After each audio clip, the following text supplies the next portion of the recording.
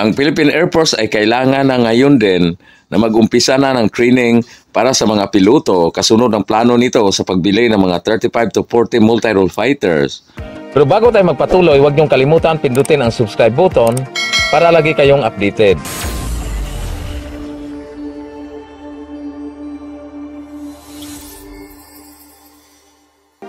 Ang Philippine Air Force ay mayroon lamang 12 units na mga Korean-made high light fighter jet, ang FA-50. Ibig sabihin nito, 12 lang rin ang mga piloto ng Philippine Air Force na may kakayahan na magpalipad ng mga fighter jets. Paano na ngayon kung bukas nandiyan na or darating na ang 40 units na mga advanced multi-role fighters? Sinong magpalipad nito? 12 lang o 12 lang ang mga fighter jet pilot ng Philippine Air Force. Siguro madali lang yon, yung mga habal-habal driver ang kukunin nilang fighter jet pilot. Marami yan dito sa amin sa Bohol ang tutulin pa magpatakbo.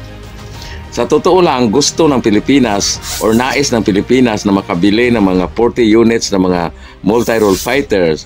Pero nakalimutan ng Philippine Air Force na 12 lang yata ang kanilang mga fighter jet pilot na may kakayahang magpalipad nito. At kung magtre-train naman ang mga Philippine Air Force ng maraming piloto at pag nag-graduate nito ay wala naman silang fighter jet na dadalhin kasi ang tagal ng implementasyon ng Multi-Role Fighters Acquisition Program. Ilang taon na ito mula pa noong Horizon 1, Horizon 2 at ngayon ay Horizon 3 na. Baka sa Horizon 50 pa ito mabili. Anong gagawin ng mga nag-graduate na piloto? Mag-drive na lang ng tricycle. Ito dapat ang gagawin ng Pilipinas. Bibili muna ng 40 units ng mga multi-role fighters tapos saka na lang i-train ang mga piloto. Ang importante o mahalaga, nandoon na yung MRF o multi-role fighter. Siguro madali lang naman mag-train ng mga piloto. Hindi naman aabot ng 5 taon. Ito ang dapat gawin ng Philippine Air Force. Dapat ngayon ay bibili na ang Pilipinas ng mga additional na mga trainer aircraft para mapabilis ang training ng mga piloto. Sa kasalukuyan, 3 units lang ang jet trainer aircraft ng Philippine Air Force at ito ang Marquette S211 galing sa Italy. Ang trainer jet na ito ay ginamit din ng Philippine Air Force as an attack aircraft para sa close air support laban sa mga terorista at mga rebelde dahil kulang kasi ng mga combat aircraft ang Philippine Air Force. Kaya mahirapan mag-train ng maraming piloto para sa fighter jet. Dahil 3 lang na trainer jet, paano kung sira pang isa at ang dalawa ay gagamitin sa combat operation sa Mindanao? Wala ng trainer jet aircraft na natitira. Ay magandang trainer jet ito. Ginamit din ito ng Singapore Air Force para ititrain sa kanilang mga piloto.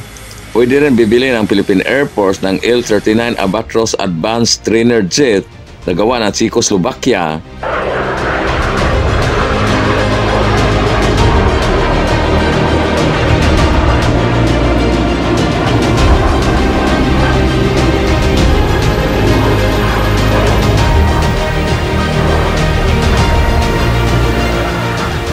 O di kaya ang Dornier Alpha Jet, isa ring advanced trainer jet na gawa ng France at Germany.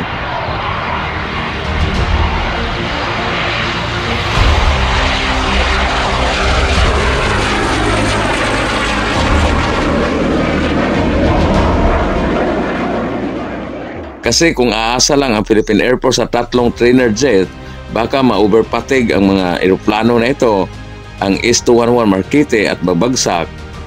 Ang mga fighter jet pilot ay kailangan nila mag-train gamit din ang jet trainer aircraft. Hindi naman pwedeng doon sila magsasanay sa hélice or propeller ng mga eroplano. Buti kung Super Tucano lang ang dadalhin ng mga piloto. Itong 3 S211 Marquette ng Philippine Air Force ay medyo laspag na ito dahil ito yung ginagamit ng attack aircraft ng Philippine Air Force bago dumating ang FA-50 na galing sa South Korea. Noong 1990s, 25 units na S211 ang binili ng Philippine Air Force.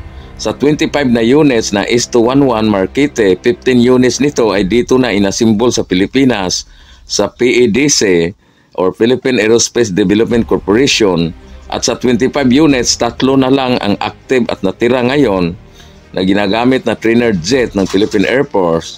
Ang Philippine Air Force ay mayroon pang 2 uri na trainer aircraft. Ito ay ang Cessna T-41 na galing sa US. Isa itong propeller aircraft na mayroong 15 units ang Philippine Air Force.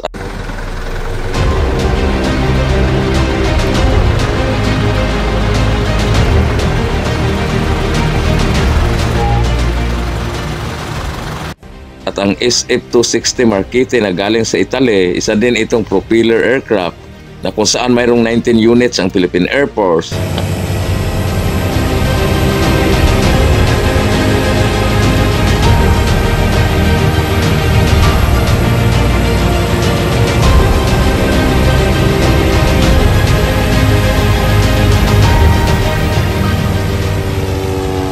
Kung ang mga fighter jet pilot ay makatapos na sa kanilang training, ititrain din uli ito para sa mga multi-role fighter manufacturer. Halimbawa, kung ang bibilhin ng multi-role fighters ay ang F-16 o di kaya ang K-29 Borome, kasama yan sa drill ang pagtitrain ng mga piloto sa kanilang customer ng mga bansa for familiarity.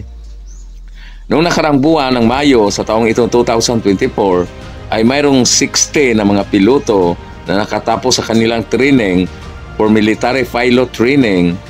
Pero karamihan ito ay mga helicopters pilot, lalo na maraming Black Hawk helicopters ang Philippine Air Force. Ayon sa United States Air Force, alam natin na ang United States Air Force ay ang pinakamagaling na fighter jet pilot sa buong mundo. Ang pagiging fighter jet pilot ay kailangan mong mamaster lahat ng mga aspeto sa aerial warfare to command a flying operation. Kailangan ikaw ay specially trained in air-to-air combat and air-to-ground combat at electronic warfare.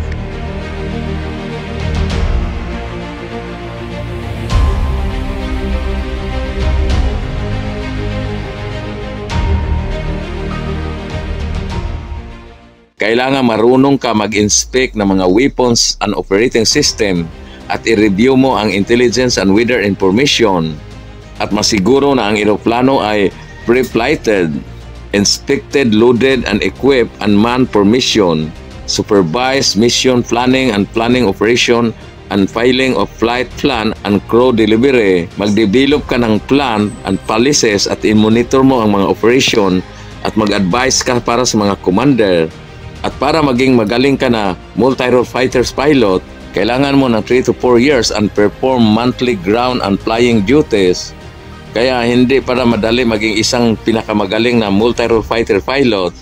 Di baling aabot ng 3 to 4 years. Ang mahalaga ay mayroon ng mga eroplano ng mga multi-role fighters ang Pilipinas. Hanggang sa susunod, maraming salamat.